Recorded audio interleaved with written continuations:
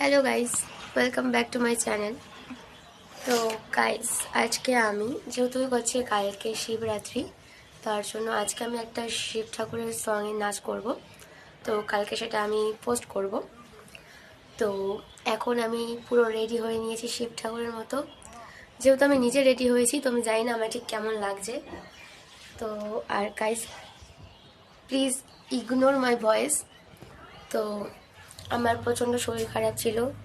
আর guys, এখন আমার HS exam চলছে, তার মধ্যে আমার প্রচণ্ড জ্বর, সর্দি, কাশি, বুঝতেই পারছো হয়তো আমার গলাটা কতটা বসে গেছে। তো এ হচ্ছে আমার বুনু, আমার মাসির মেয়ে। তো এ এখন যাবে আমাকে শ্যুট করে দেবে, মানে আমার ক্যামেরাটা ধরে দেবে এ। তো এই I am always cameraman for কি বলবো, স্নেহা মাদক। তো গাইস, আমার কাছে এই ছোট্ট বক্সটা আছে, তো আমি এটা নিয়ে নেব। তো এখন বাজে হচ্ছে প্রায় 2:30। তো আমি এখন যাচ্ছি শ্যুট করতে, আমি জানি না ঠিক কখন শেষ হবে। তো চলো আমি আগে যাই, দেন দেখা হচ্ছে।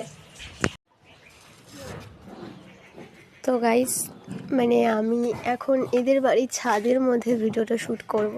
আর গাইস, এই বাড়ির মানে যে আছে দিদিটা, সে এখন তালা অফ করে ভেতর থেকে ঘুমিয়ে পড়েছে, তাকে ডাকার পরও সে শুনতে পাচ্ছে না। তো আমার বোন চেষ্টা করছিল তালাটা খোলার, বাট হচ্ছে না। এই হয়ে গিয়েছে ফাইনালি। তো চলো, চোরের মতন ঢুকছি আমরা কিছু না বলেই।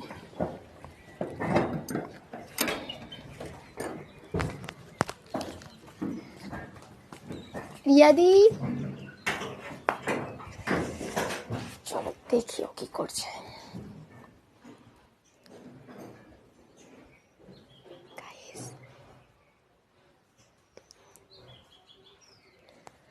তো গাইস, এরা এখন এখানে ঘুমোচ্ছে।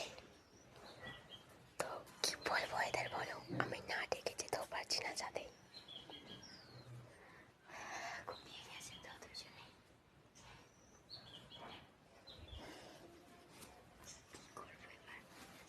চলো কোথায়? তো চলো গাইস, আমরা আবার বেরিয়ে গেলাম।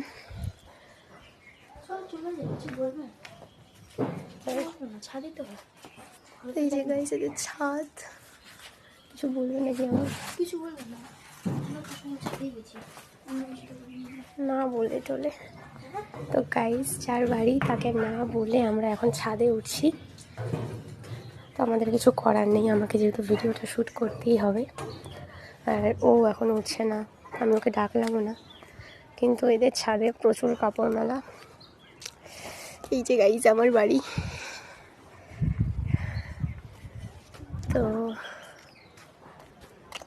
এবার কোথায় করি? কাপড় এই জায়গাটা মনে হয় ভালো হবে। কাপড়গুলো সরিয়ে তারপরেই করি, পাগল হয়ে গেছে। এসে গাইস, চলো আমি শ্যুট করে নিই, তারপর राम भजो जी, राम भजो जी, राम भजो जी, शिव का वंदन किया करो, आज शिव का वंदन किया करो जी। अगर